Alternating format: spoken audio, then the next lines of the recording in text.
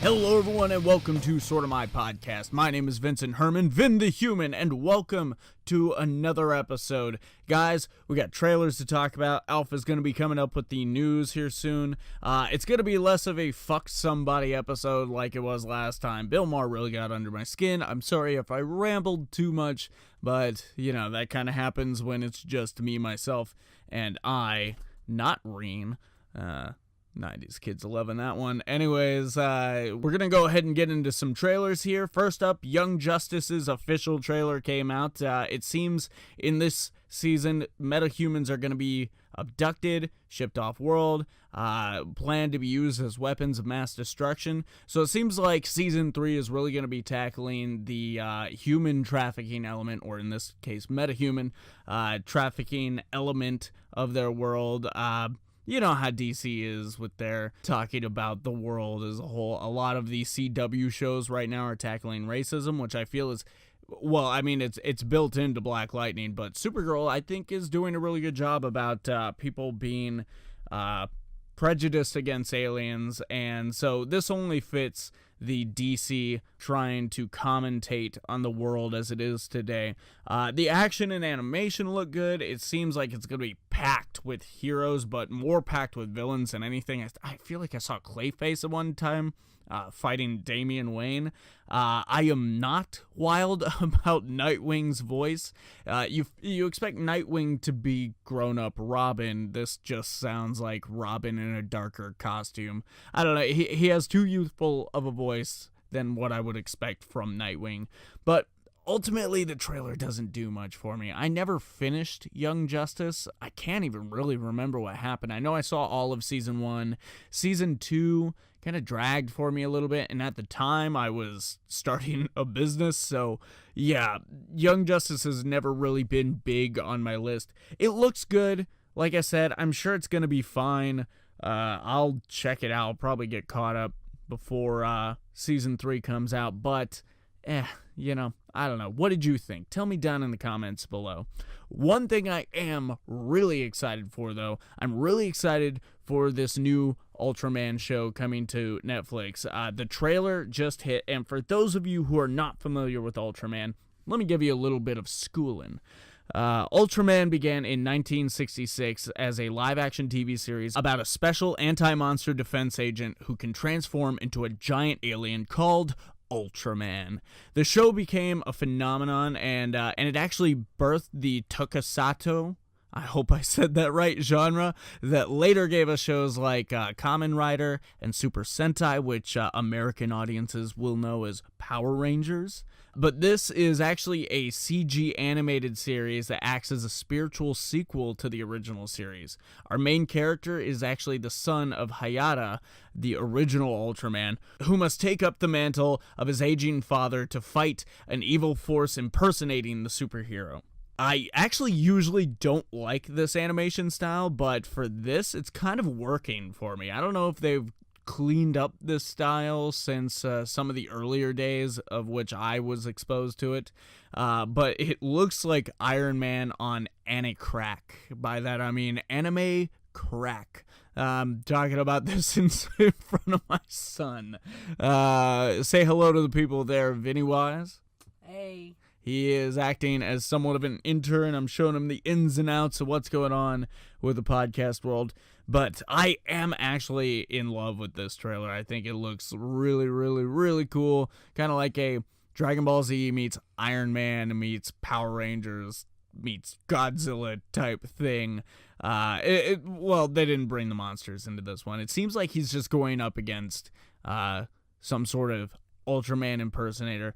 Either way, it's interesting. It comes to Netflix April 1st, 2019, so be there, check it out. Moving on from there, though, we're going to go ahead and turn things over to James Odle, Alphaspecter, who has another edition of Alpha's video game editorials. Take it away, James.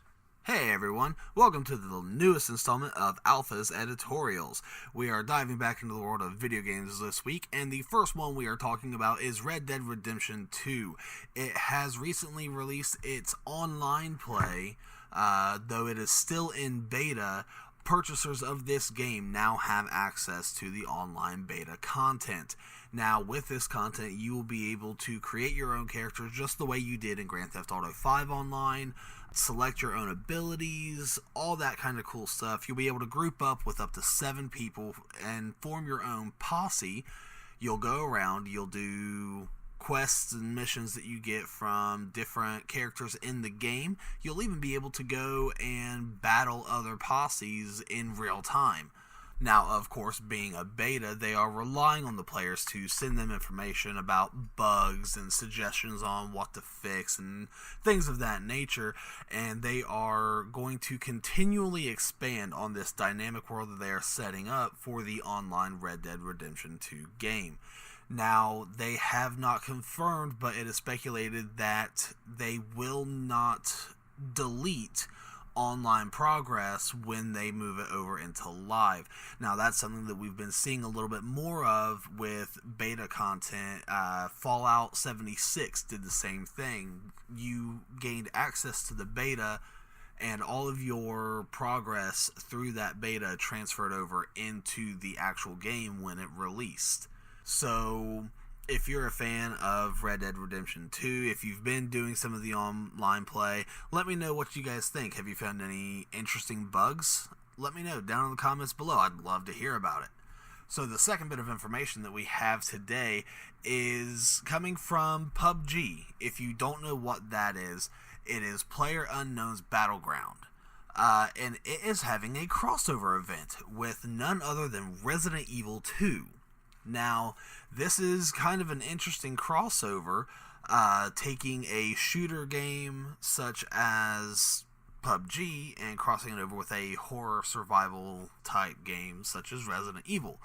Now, details on this are still a little fuzzy. There's no release date. It's unknown if zombies will cross over into the game.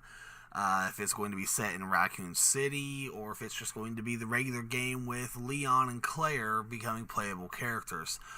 We did recently get Suicide Squad's versions of Harley and Joker crossing over into the game, so that could be the route they go, and it be somewhat more disappointing than actually being able to run around Raccoon City and try to survive through all of this. But either way, I think it's a really cool concept. Seeing these big Battle Royale style games making such a forefront in the market right now, with Fortnite being a major player in the game.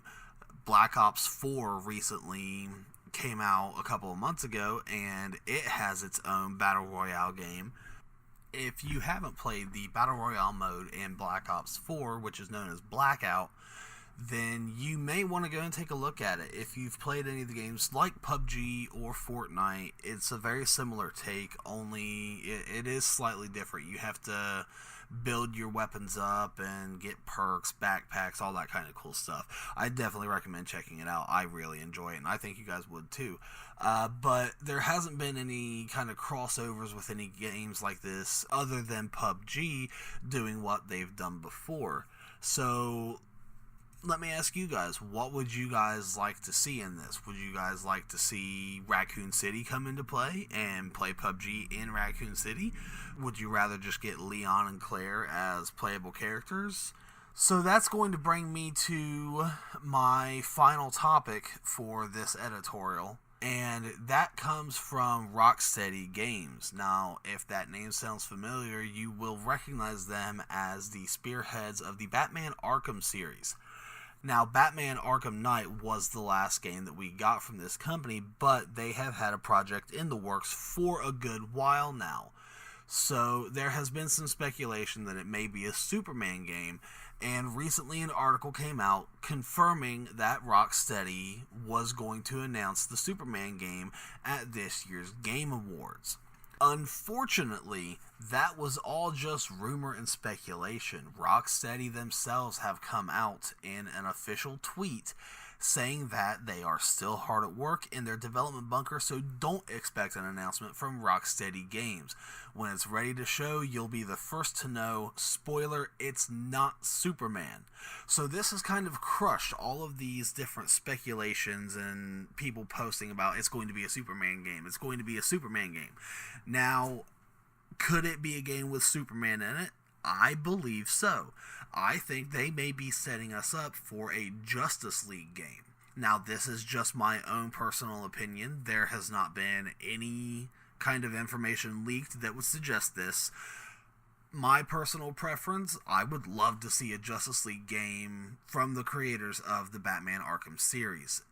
If you've played the games, you know why this would be such an amazing thing. Getting this kind of a game, getting the Justice League, all of the different characters, even set it up to where you start out as one character and over the course of the game you transition into other characters, and when the end game content comes into play, you can choose any of the characters to play as. Now, me being a online gamer for several years, I could see a lot of online potential for something like this. Keep in mind, there is the DC Universe Online MMO, which is a very different thing than this. It makes you play your own created character, and you are trained by some of the big name heroes or villains, depending on the path you take.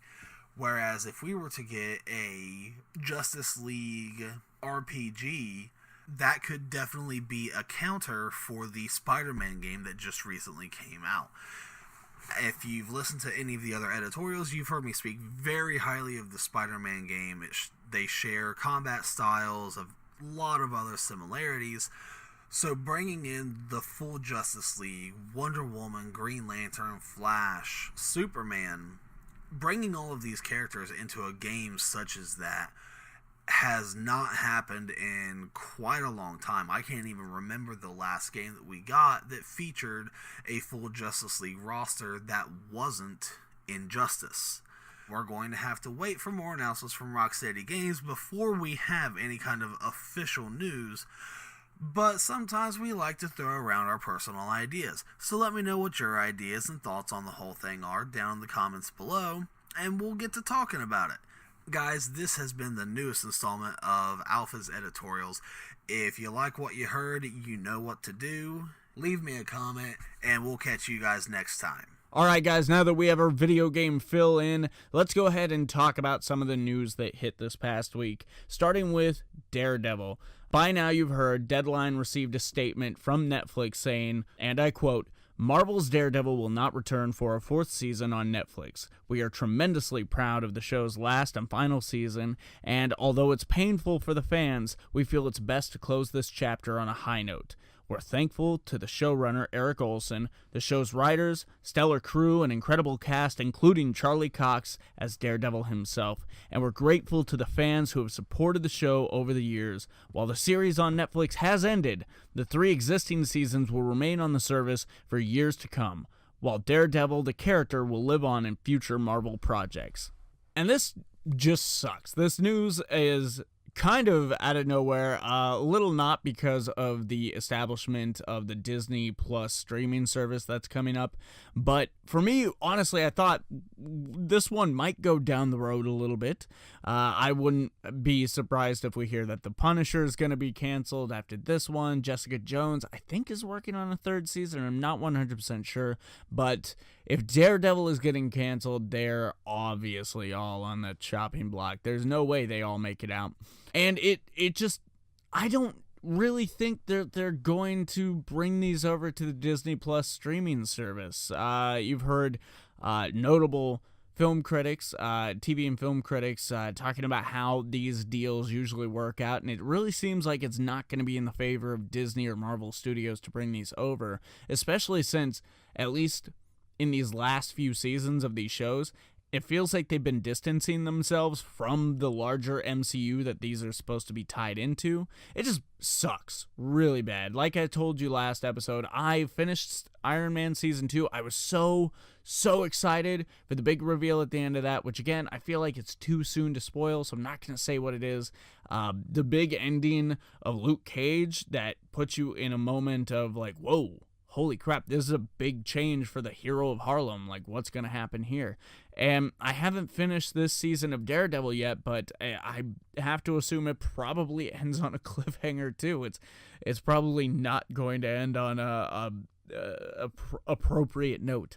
But yeah, this just really sucks. I do not think we're going to be seeing these versions of the characters popping up in Marvel anytime soon. But maybe years down the road, we'll get another Daredevil film that can plug into the MCU, and that's a good silver lining. And speaking of the MCU as a larger whole, we got a lot of news circulating from the Russo brothers due to a live Q&A on Instagram from Joe Russo and a post-Infinity War screening Q&A. So we're going to go ahead and unpack some of these. There's 4 things I wanted to talk about specifically because there's been a lot more nuggets out there, but we're just going to take these little tidbits and unpack them a bit. First of all, we're going to talk about some Marvel TV because when it comes to the Disney Plus shows, it seems they won't be involved, at least with the Falcon and Winter Soldier team-up show currently rumored in development. And while you want to see the Russos more involved with anything MCU, especially given how amazing Infinity War was, I personally am a huge fan of Civil War. I know that's kind of a dividing movie amongst people, ironically enough, but I feel like they've done a great job. I can't wait for Avengers 4. So if they were going to be involved in any of these TV shows, it would be a sure thing. But I'm sure these shows are going to be great anyways without them. Next, they talked a little bit about Chris Evans leaving the MCU in regards to Chris Evans's MCU retirement tweet. Joe Russo said, quote, "I think it was more emotional for him than us because he's not done yet. And I won't explain what that means, but audiences will soon understand what I'm talking about." End quote.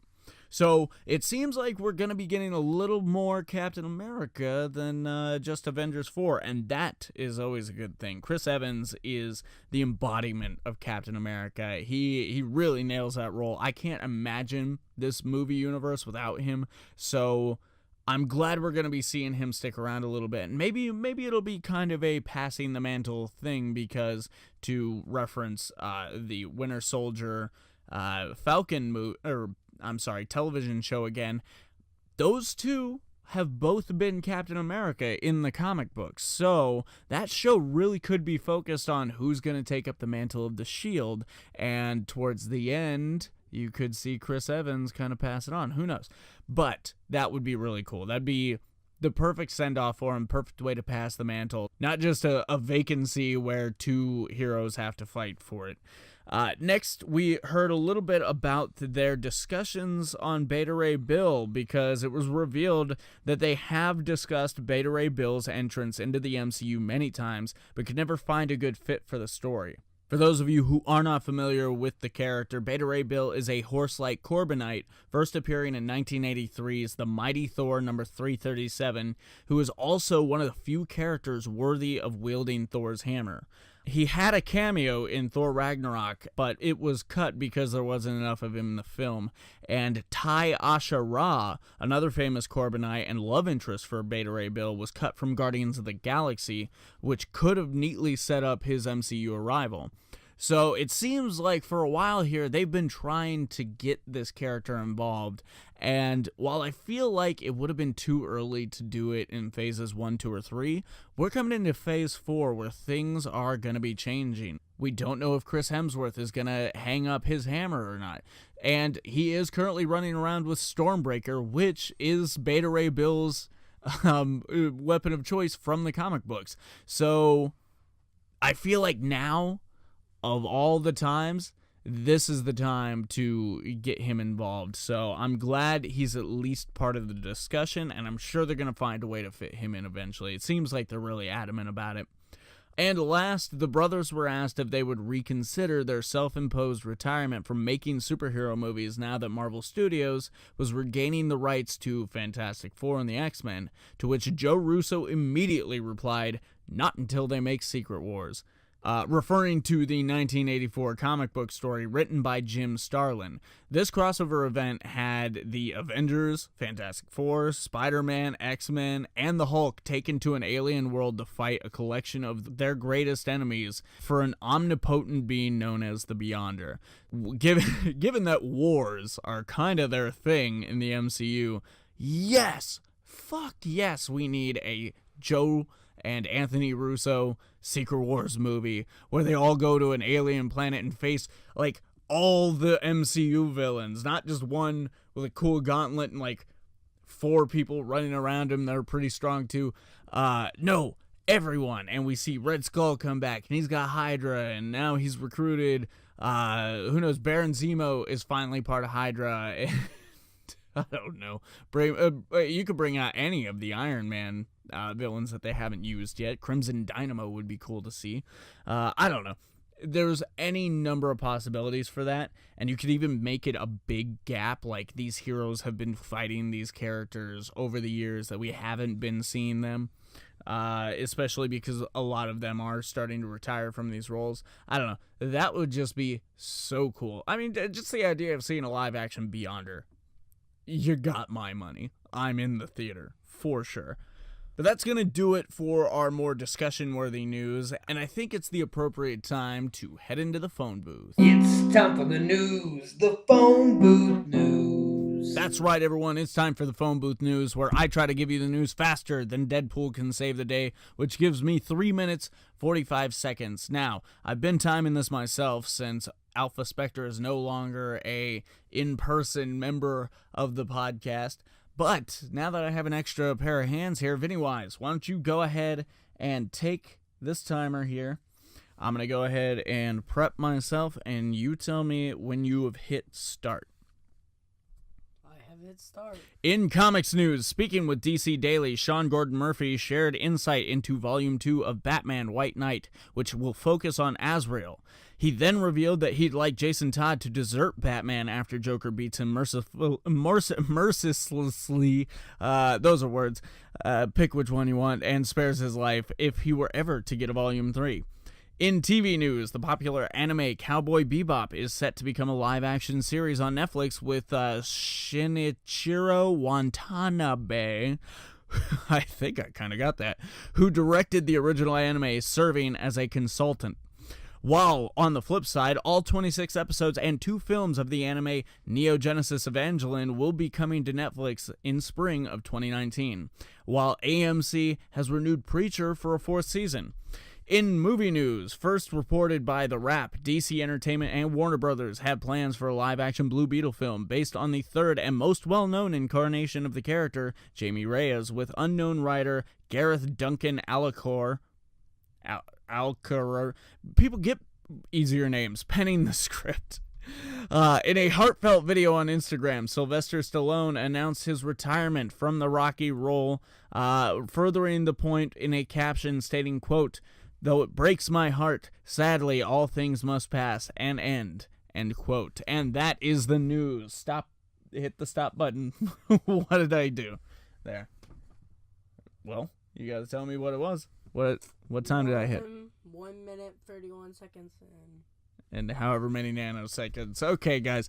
Yeah, it hasn't been that jam-packed of an episode, and the news was kind of like, it's the Christmas season, so things are gonna die down a little bit here, at least until the Avengers 4 trailer hits, which actually it was a pretty interesting note. I'm pretty sure I was talking about this with Sean King, who you might have heard on the show Why We're Not Writers, coming back next year, sometime in January. Anyways, he had an interesting theory on that. Was it him? I don't remember who I talked to about this. Anyways, they had an interesting theory. I think it was Sean, that they're going to drop the Avengers trailer December 31st, sometime closer to midnight, maybe earlier in the morning, but possibly closer to midnight. Oh, no, I know who it was. It was the guy at our local comic book store. I was talking about this with him last night. Yay, this is why I write down the script so I don't have to remember everything. Anyways, there's a little taste of me flying off the cuff there. Unfortunately, though, we do have to move on to the more somber segment of our show, and that is because every now and then a legend is brought into this world, but before they can become that legend, they have to pass through this mortal coil and become a fallen hero. And this time, we're doing a little different thing here. It's actually a fallen hero update. We did an entire episode for the man Stan Lee, and we have a little bit of an update on exactly what the cause was here. It's been a few weeks since we lost him, and now we have an answer as to why the man left this universe. Although Lee had reportedly been unwell with pneumonia, the official cause of death seems to have been heart and respiratory failure. So once again, we say a heartfelt and reluctant goodbye to Stan the Man Lee, our Generalissimo. One more time, Excelsior, good sir. And now we're going to go ahead and move on to the final segment of our show. First, let's catch up a little bit here, guys. I've been working a lot this past week. I have not gotten to get caught up on much. I really try to put the CW shows ahead of everything, but even just before recording this, I was only just finishing Supernatural, so it's been a slow burn. I'm not even caught up on Titans. However, I have been fiddling around with the Super Nintendo, the Super Nintendo Mini that came out. It's actually a really fun console. This, I actually feel, is way more worth your money than the NES one because of the titles. The titles on the SNES Mini, just superb. I mean, we're talking Final Fantasy 3, we're talking Super Mario RPG, we're talking Star Fox, we're talking Super Mario World, the list goes on and on. Earthbound, that is a game that if you try to buy the actual cartridge for, you're going to be spending a pretty penny. But now, here it is, boom, you can spend as much as you would have. At least, I know it used to be expensive. Maybe now with the release of this console, the price has gone down a little bit. But you can spend as much as it used to cost to get the actual cartridge on an entire console with that game and so many other great games. Link to the Past is on there. It's been a lot of fun playing it. I'm a little bummed out that there is not a save to the console feature, like playing Final Fantasy 3, which is what I've decided to embark on first. It forces you to save like you would have in the original game when you're out and about, not running around towns, or when you find the little glowing orbs. And I really feel like they could have just allowed you to save a game to the console. Why is that a big deal? But it's been fun. I mean, the controllers, I was worried might be a little smaller. No, appropriate size. It's actually been really cool. And I think it's really interesting that they finally released Star Fox 2, a previously unreleased NES game, SNES game, I'm sorry. But you have to complete the first stage of Star Fox to unlock it. I felt like that was pretty interesting. A little incentive to play the original again, which, if you're interested in Star Fox 2, why wouldn't you want to play the original again? They make you earn it, and I respect that. But I didn't really have much to talk about. I didn't have much to review. I read a couple comics, nothing that stood out as, like, I really want to dig deep and dive into this thing.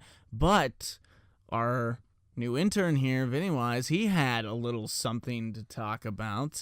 You read a comic book last night that you really enjoyed based off of a property you really enjoy. So I'm going to go ahead and turn the microphone over to you and tell the people what you read, what you thought about it. Well, I read Stranger Things from Dark Horse, I'm pretty sure. Yeah. Don't be afraid to speak up. It was the first issue, right? Yeah. Okay.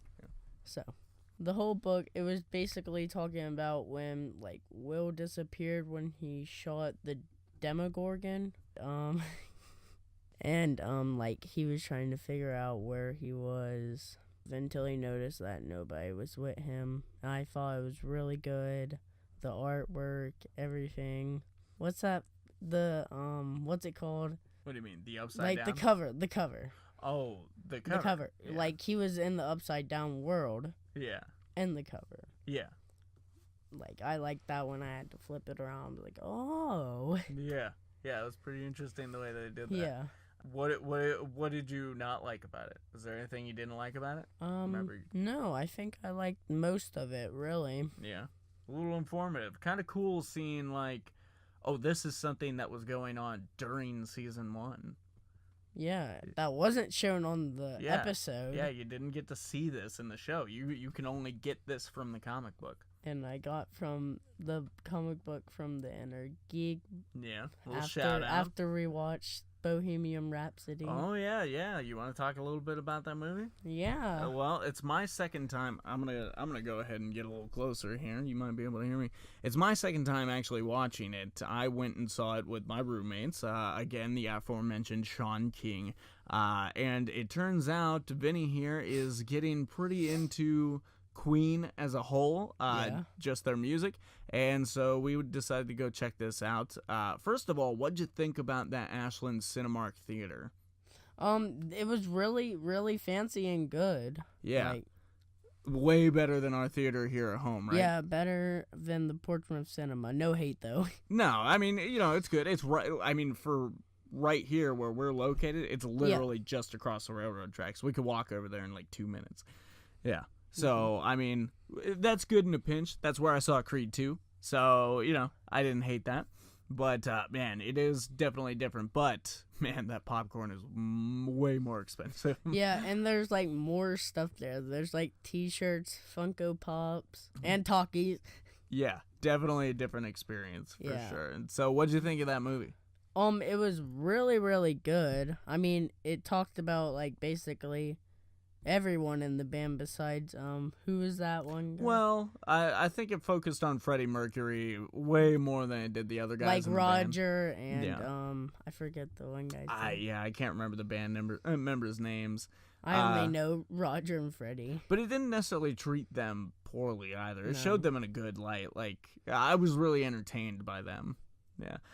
What was your favorite scene from the movie? I think it was the Live Aid part. Yes. Yeah, that Live Aid concert. Now they did take. I found out they took out 2 of the songs. Like there are 2 more songs that they sang. Yeah, because I watched the actual Live Aid yesterday last night, and it just sounded the exact same. And they did a really good job recreating it. I think I liked when Mary and Freddie were like together for like the whole movie. Really, I mean that was. Yeah, even though they broke up because it turns out Freddie was bi or gay. Yeah, there's some debate in the real world. Like, there's a lot of people who knew him who say that he was bi, but publicly, we all knew him as gay. But yeah, even though they break up, they're still a part of each other's lives all the way at the end.